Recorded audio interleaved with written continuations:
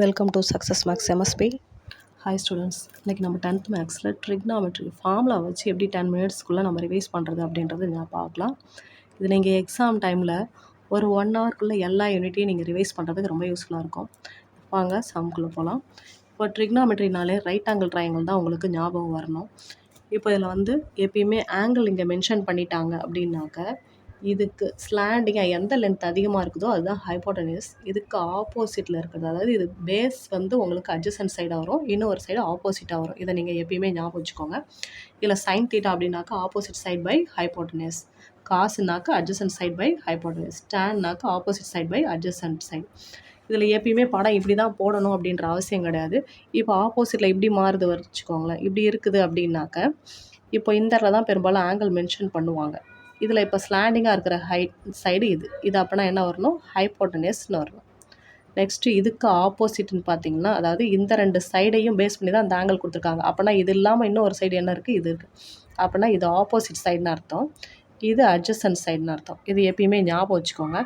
இப்போ வந்து ஒரு ஃப்ளாக் இந்த இடத்துல இப்படி மென்ஷன் பண்ணுறாங்க, ஒரு ஃப்ளாக் இருக்குது, அந்த ஃப்ளாக்லேருந்து நீங்கள் இந்த இடத்துலேருந்து இங்கே பார்க்குறீங்க, டாப் சைடில் பார்க்கும்பொழுது அதனுடைய ஆங்கிள் ஃபார்ம் பண்ணுறாங்க அப்படின்னு சொல்லி கொஷினில் கொடுப்பாங்க. அப்படி கொடுக்கும்போது இந்த ஃப்ளாகோட ஹைட் என்னன்னு கேட்கலாம், இல்லைனாக்கா நீங்கள் நிற்கிற இடத்துக்கும் இந்த ஃப்ளாகுக்கும் உள்ள டிஸ்டன்ஸ் என்னன்னு கேட்கலாம்.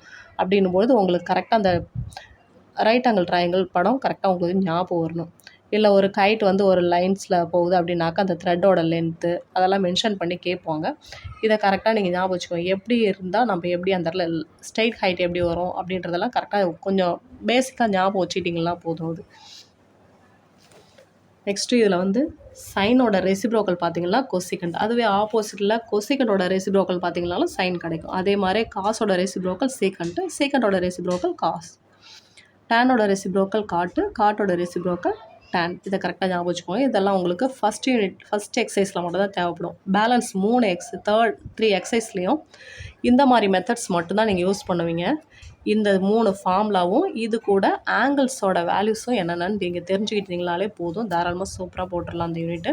ரொம்ப கஷ்டமான டாபிக்னு பாதி பேரும் இந்த யூனிட்டெல்லாம் நிறைய பேர் ஒதுக்குறீங்க.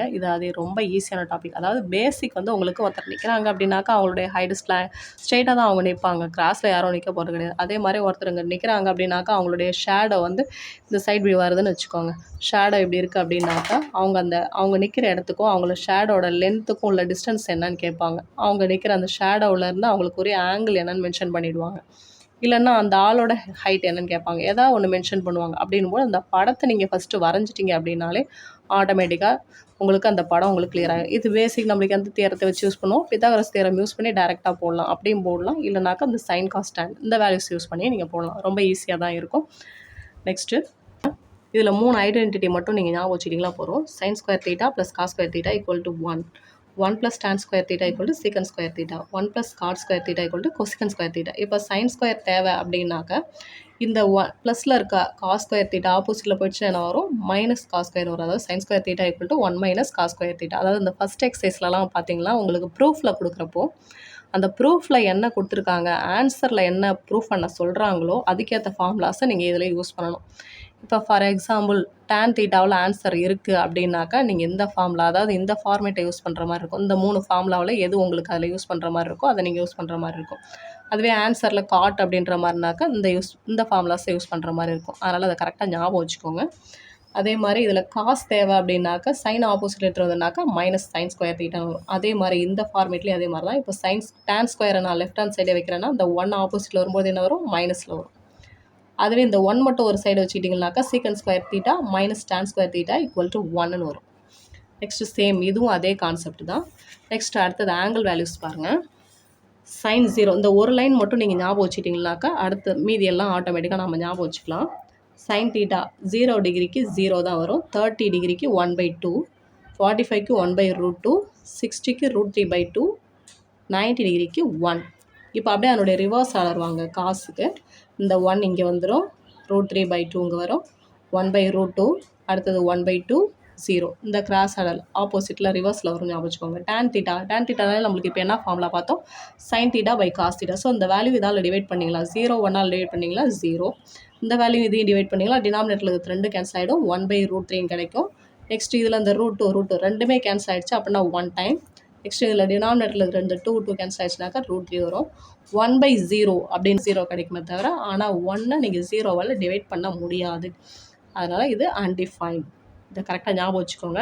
இதை பேஸ் பண்ணி நீங்கள் சம்ஸ் ஈஸியாக போடலாம். அதனால் ரொம்ப கஷ்டம்னு நினச்சிட்டு யாரும் இந்த யூனிட்டை ஒமிட் பண்ணாதீங்க. இது பேசிக்காக நம்ம எப்படி ஒரு மரம் இருக்குது அப்படின்னாக்கா அதனுடைய ஷேடோ எப்படி வரும், இல்லைனாக்கா அந்த மரத்தோட ஹைட் என்ன, அந்த மாதிரி தான் மாற்றி கேட்பாங்க. அந்த படத்தை மட்டும் நீங்கள் கரெக்டாக வரைஞ்சிட்டிங்க அப்படின்னாலே உங்களுக்கு ரொம்ப ஈஸியாக அந்த யூனிட் இருக்கும். Okay, all the best. Bye.